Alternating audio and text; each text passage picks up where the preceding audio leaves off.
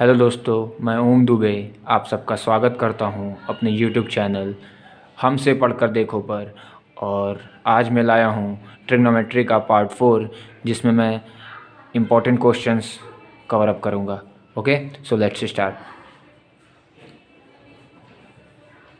ये NCERT exercise 8.4 का question number 2 है, जिसमें कहा गया है कि right all trigonometrical ratios of angle A in terms of sec A. मतलब सेक ए के अलावा जितने भी ट्रिग्नोमेट्रिकल रेशियोज हैं, जैसे साइन है, कॉस है, टेन है, कॉट है और कॉसेक है, उन सबको हमें सेक ए के टर्म में कन्वर्ट करना है।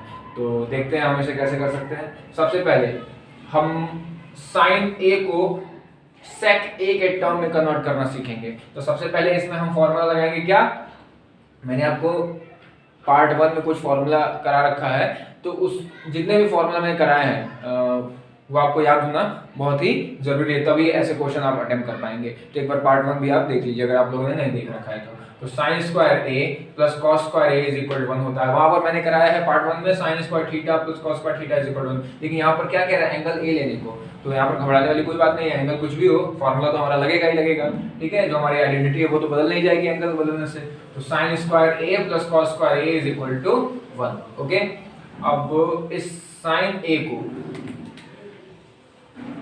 स्क्वायर ए को हम इक्वालिटी के इसी साइड रहने देंगे और cos स्क्वायर ए को इक्वालिटी के दूसरे साइड हम ट्रांसफर कर देंगे। तो यहाँ पर ये प्लस cos स्क्वायर ए है, तो वहां पर जाके माइनस cos स्क्वायर ए हो जाएगा। अब अगले स्टेप में हम क्या करेंगे, अगले स्टेप में हम दोनों साइड इक्वालिटी के दोनों साइड हम क्या कर लेंगे, अंडर रूट ले लेंगे। ठीक है, अंडर रूट ले लिया हमने, तो sine square A under root is equal to 1 minus cos square A under root. Okay, तो sine square A under root हमारा साइन ए हो जाता है, यहाँ से स्क्वायर हट जाएगा अंडर रूट की वजह से, लेकिन यहाँ पर सेम टू सेम वैसा ही हम लिख देंगे। अब हम इसमें क्या करेंगे, हमें साइन को कॉस में कन्वर्ट नहीं करना था, हमें साइन को सेक में कन्वर्ट करना था, लेकिन साइन और सेक के बीच में यही रास्ता है जिससे हम कन्वर्ट कर सकते हैं। तो इस कॉस को हम क्या करेंगे, सेक में कन्वर्ट कर लेंगे। मैंने आपको एक फॉर्मूला बताया था कि cos A is equal to 1 by sec A। Okay, तो उसी फॉर्मूले से हमने ये कन्वर्ट किया है। cos square A means 1 by sec square A। अब जब हमने ये कर लिया, उसके बाद हम कैलकुलेशन करेंगे 1 by 1 minus 1 by sec square A। इसका एलसीएम लेंगे तो हमारा sec स्क्वायर A आ जाएगा। फिर जब हम इसे sec स्क्वायर A को 1 से डिवाइड करेंगे तो यहाँ पर sec स्क्वायर A ही आएगा। फिर सेक स्क्वायर ए इंटू 1 करेंगे तो सेक स्क्वायर ए हो जाएगा। फिर माइनस जब हम सेक स्क्वायर ए को सेक स्क्वायर ए से डिवाइड करेंगे तो 1 आएगा, 1 इंटू 1 करेंगे तो 1 आ जाएगा। तो इस तरीके से ये हमें मिल गया है। और जब हम इस पूरे को स्क्वायर रूट के अंदर रखेंगे तो ये तो सेम टू सेम इसके ऊपर स्क्वायर रूट रह जाएगा, लेकिन सेक स्क्वायर ए पर जब स्क्वायर रूट लगाओगे तो ये सेक ए हो जाएगा, सेक स्क्वायर ए पर जब लगाओगे तो ये सेक ए हो जाएगा। तो ये हमारा फाइनल आंसर है। मतलब हम साइन ए को सेक के टर्म में कुछ इस तरीके से लिख सकते हैं। ओके, ये फॉर्मूला यूज हुआ है यहां पर। ओके, तो ये रहा हमारा साइन को सेक में कन्वर्ट करने का तरीका। हम कॉस को जरिया बनाते हैं साइन को सेक में कन्वर्ट करने का। ओके,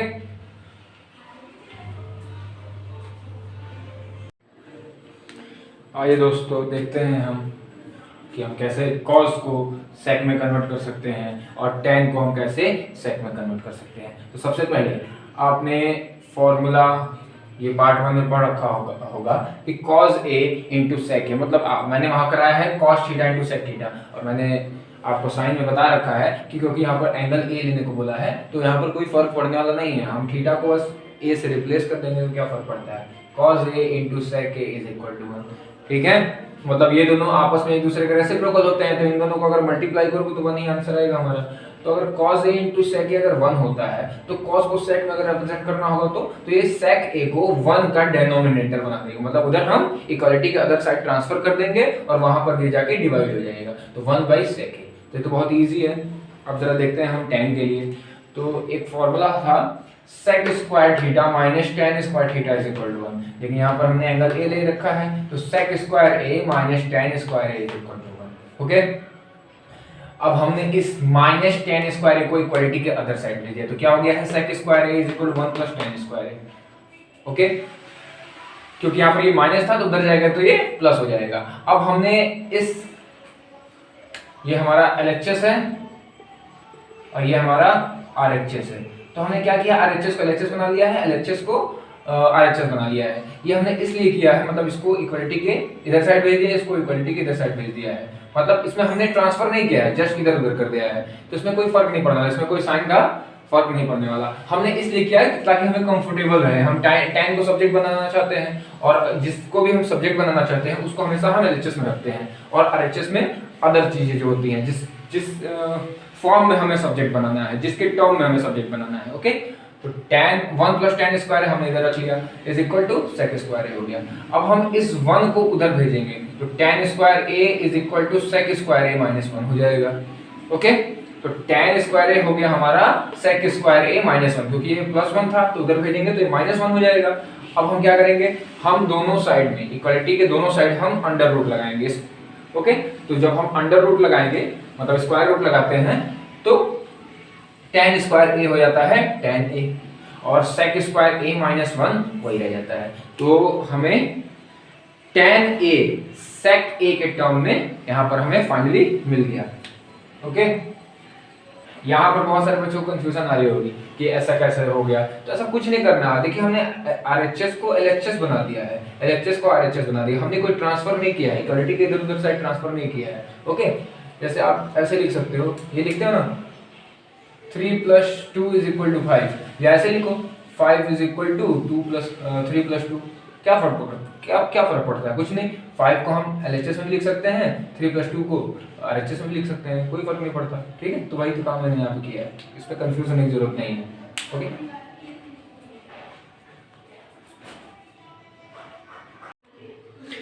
आइए दोस्तों सीखते हैं हम cot a को हम किस तरीके से sec a के टर्म में रिप्रेजेंट कर सकते हैं। ओके, तो देखिए दोस्तों cot a into tan a is equal to 1 होता है। ये फॉर्मूला हमने पार्ट 1 में पढ़ रखा है, ट्रिग्नोमेट्री पार्ट 1 में। ओके, तो cot a को हम कैसे रिप्रेजेंट कर सकते हैं 1/tan a। ओके, तो cot a क्योंकि ये दोनों एक दूसरे का रेसिप्रोकल होते हैं तो इसीलिए इनका मल्टीप्लिकेशन जो होता है वो 1 होता है, इनका प्रोडक्ट इज इक्वल टू 1 होता है। तो cot a को हम रिप्रेजेंट कर सकते हैं 1/tan a, और अभी जस्ट हमने tan a को sec a के टर्म में रिप्रेजेंट करना सीखा था। अगर आप वीडियो को थोड़ा सा बैक करेंगे तो आपको ये देखने को मिल जाएगा कि tan a is equal to under root sec square a minus 1 होता है। जब हम tan a को sec में रिप्रेजेंट कर रहे थे तो फाइनली यही आंसर आया था ना हमारा। तो जब इस tan a को क्या हम sec स्क्वायर a से रिप्लेस नहीं कर सकते हैं? ऑफ कोर्स कर सकते हैं। तो इस tan a को जब हम sec square a minus 1 under root से रिप्लेस करेंगे तो हमारा आंसर आ जाएगा cot a is equal to 1 by sec square a minus 1। तो cot a को जब भी हमें sec में रिप्रेजेंट करना होगा तो पहले हम tan को sec में रिप्रेजेंट करेंगे, या तो आप इसे लर्न कर लीजिए। ओके, या तो आप रफ वर्क में इससे पहले कैलकुलेट करिएगा फिर यहाँ पे पुट कर दीजिएगा। तो ऐसे इस तरीके से हम cot a को 1 by sec square a minus 1 में रिप्रेजेंट कर सकते हैं।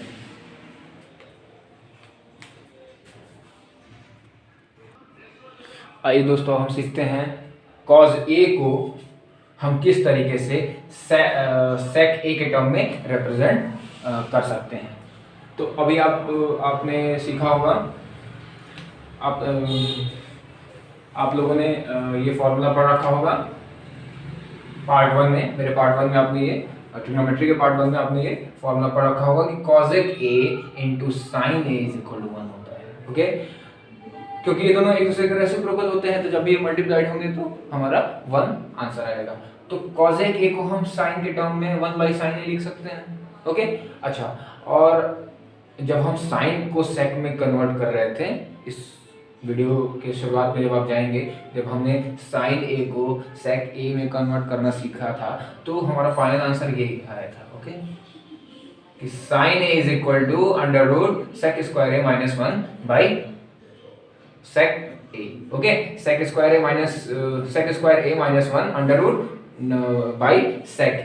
ओके, तो ये हमने सीखा था हमारे वीडियो के स्टार्ट में जहां पर हम sin a को sec a में कन्वर्ट कर रहे थे। तो यही फॉर्मूला जब हम यहाँ पर sin a को रिप्लेस करके ये पुट करेंगे दिस वन, ओके, तो हमारा फाइनल आंसर आ जाएगा। कैसे आएगा तो ये जरा देखिए।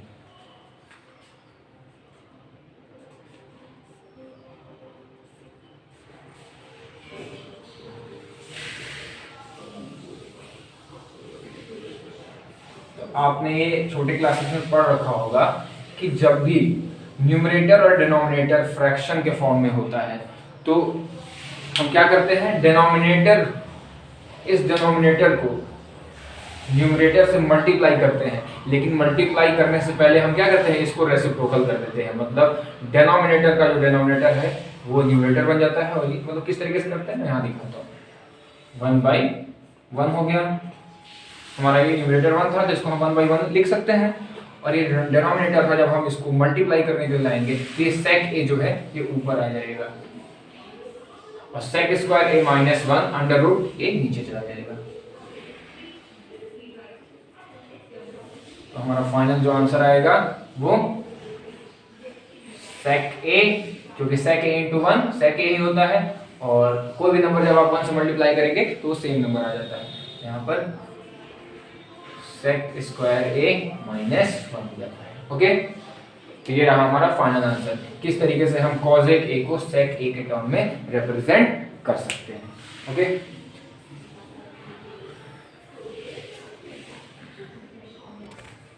आइए दोस्तों देखते हैं हम एक्सरसाइज 8.4 का क्वेश्चन नंबर 4 का फर्स्ट पार्ट, जो कि कह रहा है 9 sec square a minus 9 tan square a की वैल्यू फाइंड करिए।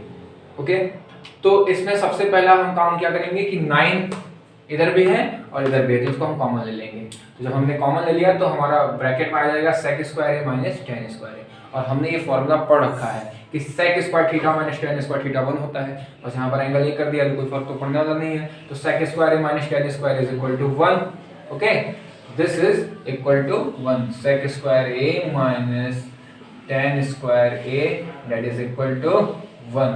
तो 9 into 1 हम कर देंगे क्योंकि यहाँ 9 हमारा बाहर था, 9 into 1 कर देंगे तो हमारा आंसर 9 हो जाएगा। ओके, तो ये रहा हमारा क्वेश्चन नंबर 1 का पार्ट 1। दोस्तों आइए देखते हैं क्वेश्चन नंबर 4 का फोर्थ पार्ट, एक्सरसाइज 8.4 का क्वेश्चन नंबर 4 का फोर्थ पार्ट है। इसमें क्वेश्चन ये रखा है 1 plus tan square a divided by 1 plus cot square a, इसको हमें सॉल्व करना है। तो इससे सबसे पहले सॉल्व करने से पहले हम कुछ रफ वर्क देख लेते हैं।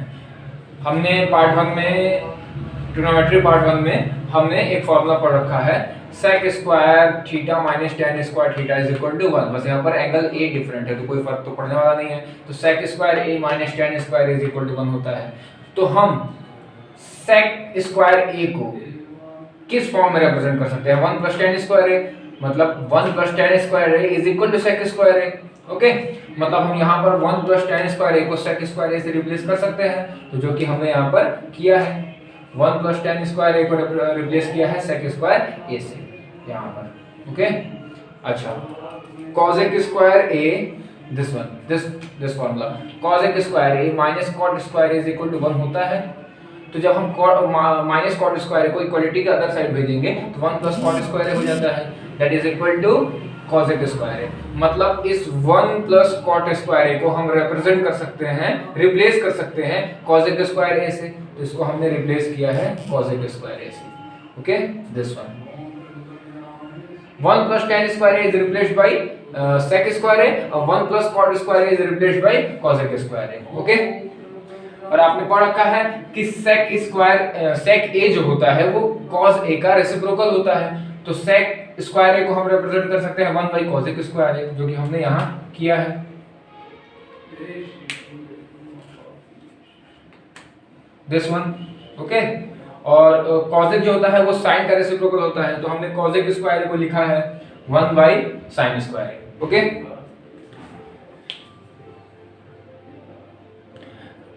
जो हमने 1 बाई cosec स्क्वायर कर दिया, यहाँ कर दिया 1 बाई sin स्क्वायर। तो अभी मैंने आपको बताया था कि प्रीवियस क्लासेस में हमने पढ़ रखा है जब न्यूमरेटर भी एक फ्रैक्शन है, डिनोमिनेटर भी एक फ्रैक्शन है, तो हम क्या करते हैं, डिनोमिनेटर को ऊपर ले जाते हैं, मल्टीप्लाई करते हैं, रेसिप्रोकल करके ऊपर ले जाते हैं और मल्टीप्लाई कर देते हैं। तो 1 बाई cosec स्क्वायर तो बिल्कुल सेम टू सेम वैसे ही लिखेंगे, इसमें कोई फर्क नहीं रहेगा। लेकिन यहाँ पर जब हम 1/sin स्क्वायर ए को ऊपर ले जाएंगे तो इसको रेसिप्रोकल कर देंगे, ठीक है, उल्टा कर देंगे, तो sin स्क्वायर ए ऊपर चला जाएगा, 1 नीचे आ जाएगा, जो हमने यहाँ किया है। उसके बाद हम यहाँ पर मल्टीप्लाई कर देंगे, तो sin स्क्वायर ए इंटू 1 sin स्क्वायर ए हो जाता है, cos स्क्वायर ए इंटू 1 cos स्क्वायर हो जाता है। और हमने फॉर्मूला पढ़ रखा है कि sin बाई cos क्या होता है, tan होता है। अच्छा, इसको हम इस तरीके से लिख सकते हैं,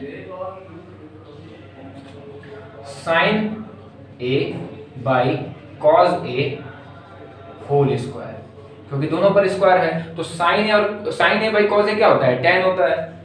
तो फिर हमारा फाइनल आंसर हो जाएगा tan a, और क्योंकि यहाँ पर स्क्वायर लगा हुआ है तो इस पे कर देंगे tan स्क्वायर a, तो ये हमारा हो जाएगा फाइनल आंसर। ये जो एक्सप्रेशन है ये फाइनली tan स्क्वायर a के बराबर है। तो ये हो गया हमारा क्वेश्चन नंबर 4 का 4th पार्ट।